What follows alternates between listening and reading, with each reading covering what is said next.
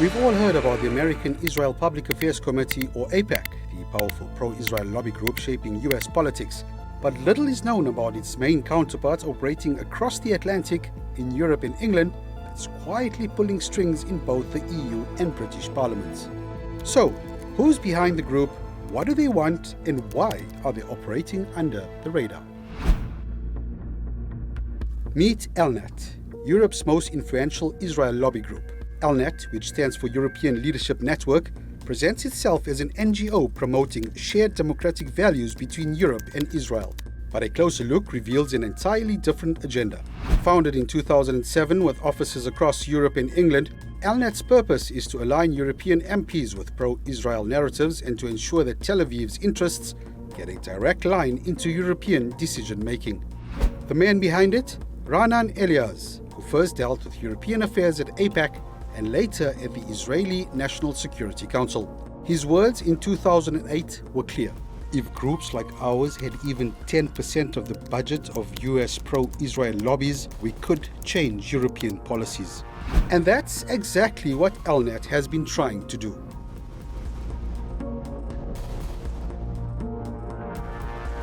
But how is ELNET influencing European and British politicians? Simple, direct engagement. ELNET cultivates personal ties with key figures and individual lawmakers.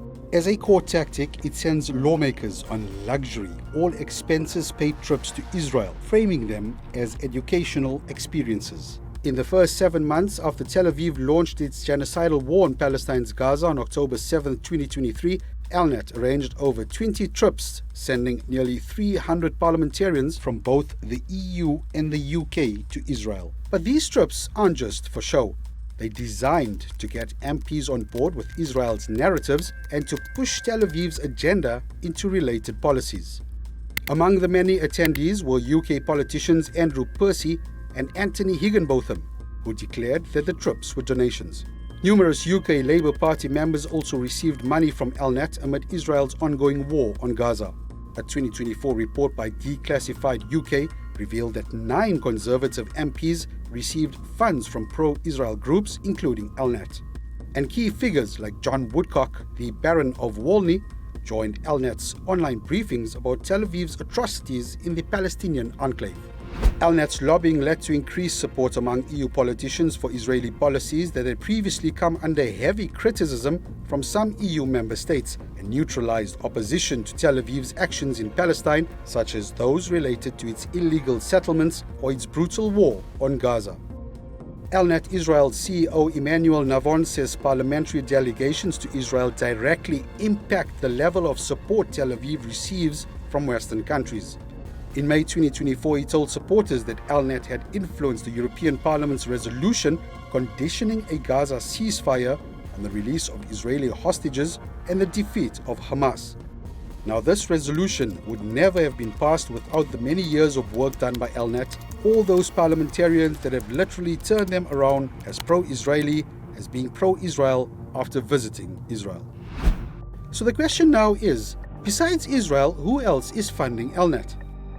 Unsurprisingly, tracking the money leads us back across the Atlantic to the US. ELNET's primary funding comes from private donations often linked to anti-Muslim groups and prominent pro-Israel and pro-Republican billionaires.